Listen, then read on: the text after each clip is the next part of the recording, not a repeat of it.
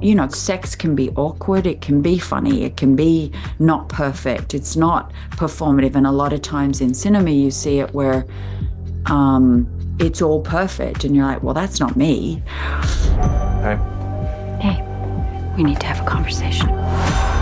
You're very young. I don't want to hurt you. I think I have power over you. Because I could make one call and you lose everything. Does that turn you on when I say that?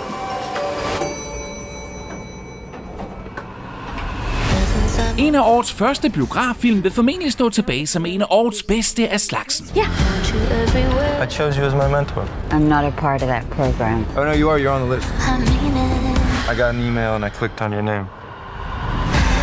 Babygirl handler om tech-firma topchefen Romy, spillet af Nicole Kidman, som indleder en affære med en meget yngre kollega, Samuel, spillet af Harris Dickinson. No. What?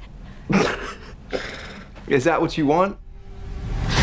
Og selvom det på papiret lyder som en historie, man har set mange gange før, så er Babygirl på mange måder unik. Udover at filmen har nogle usædvanligt våde og forfriskende upolerede sexscener, så er filmen også dejligt respektfuld og sober i sin skildring af seksuelle drifter og lyster, som ellers ofte portrætteres som noget, der er grinagtigt eller decideret forkert, særligt hvis de tilhører en kvinde. I'm impressed. Wow. That was kind of extraordinary.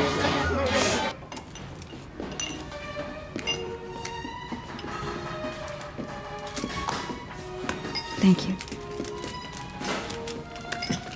Good girl. Så selvom Babygirl udforsker menneskelige unåder som utroskab og magtmisbrug, så er den først og fremmest en sexpositiv og indimellem nærmest opløftende hyldest til selvrealisering og seksuel frigørelse. Your behavior is unacceptable. Is it?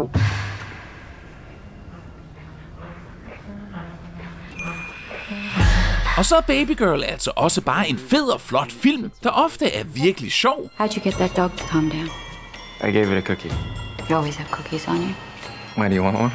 Og også forbandet spændende. Why did you want to meet here? You don't like this room? No. I like the room. It's a nice room. It's got a nice vibe. I think that's soundproof, which is good. What difference does it make? På mange måder ligesom nogle af de største erotiske thrillers fra fordomstid. Didn't you ever fuck anybody else when you were married, Nick?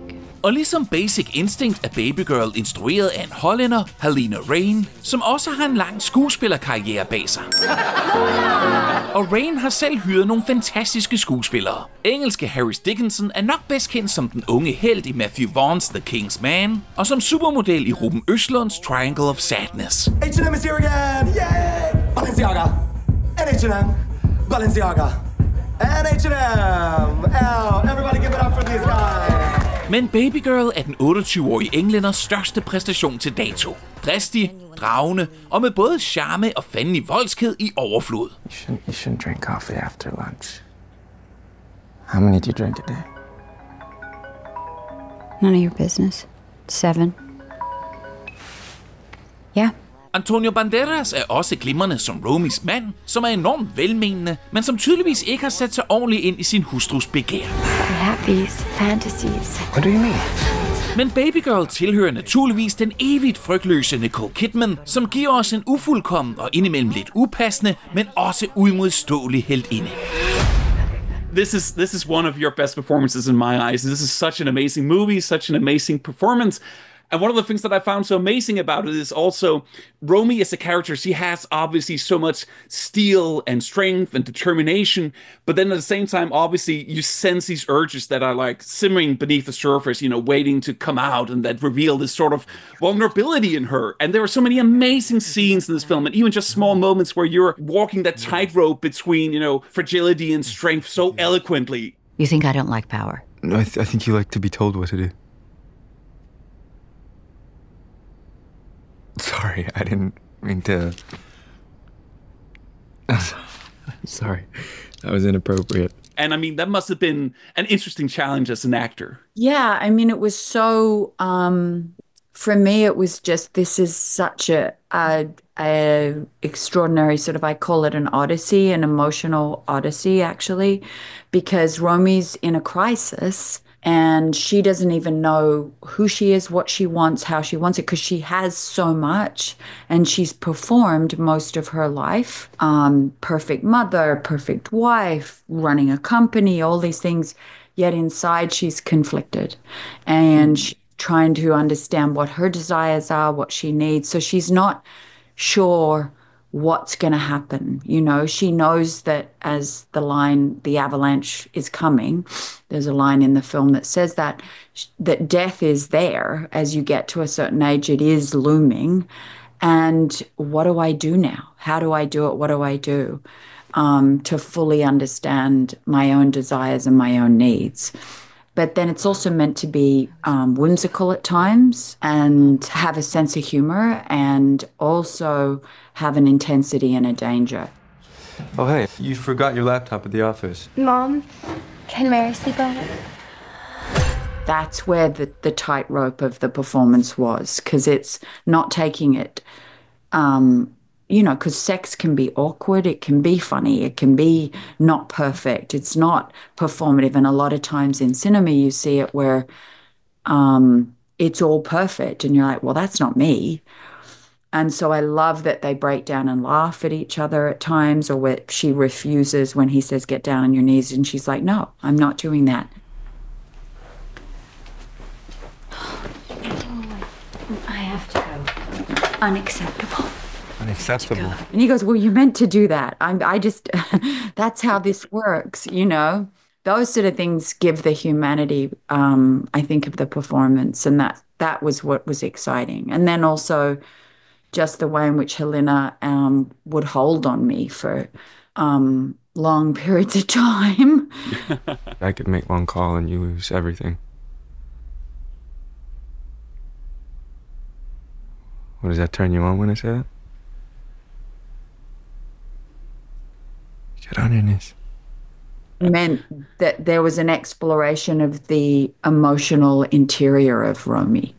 It's not meant to be an exterior performance. No. And of course, I mean, you mentioned Helena, and I imagine that a key word on this project must be trust. I mean, there must have been a huge amount of trust between you and her, and of course also between you and Harris, for you to be able to open yourself up and be as fearless and exposed as you are in those scenes. I mean, was that trust there from the beginning between you, all of you three? It was there because Helena she wrote it, so she had such a full understanding, and she was rewriting and we were forming it. The more we'd rehearse, the more we'd talk, she'd rewrite scenes, she'd change it.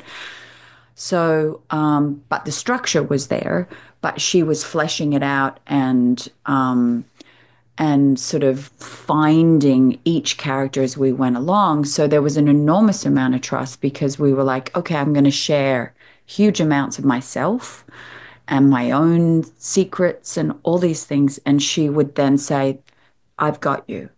And no matter what, you're safe here. And she would hug us if we needed it. You know, she would start the day where she'd come down and meet us before we were filming.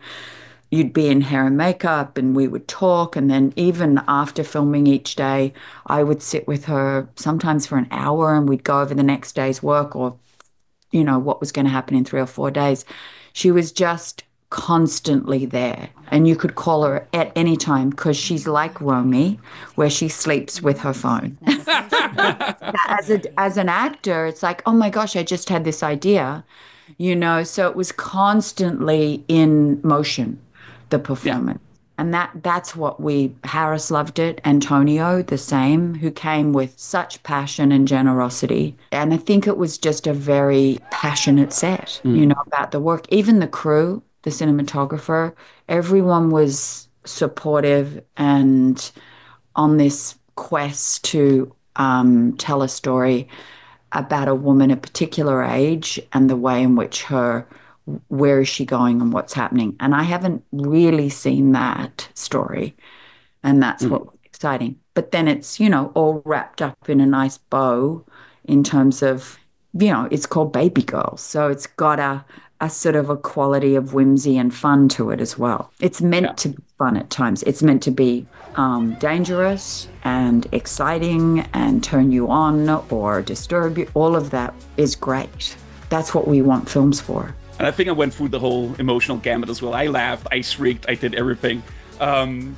Nicole, thank you so much. I'm already out of time, unfortunately. I mean, there's so much to delve into. Hope to talk to you again some other time. And, yes.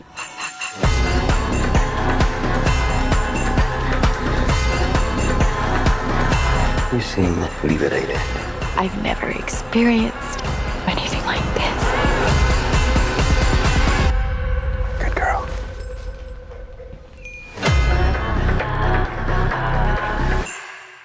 So many books behind you. Is that a real background?